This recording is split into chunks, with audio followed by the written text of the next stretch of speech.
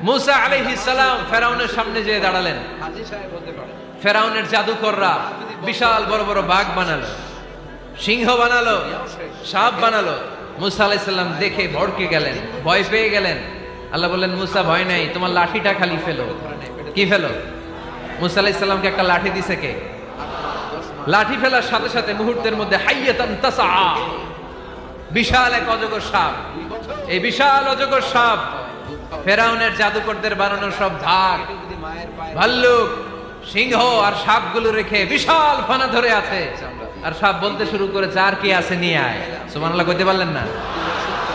এই দৃশ্য দেখার সাথে সাথে ফেরাউনের রাজপ্রাসাদের সামনে যতগুলো জাদুকর ছিল, কোরআন বলে ফাউলকিয়াস সাহারাতু সাজিদিন। এই দৃশ্য দেখা মাত্রই ফেরাউনের নিয়ে আসা বড় বড় জাদুকরগুলো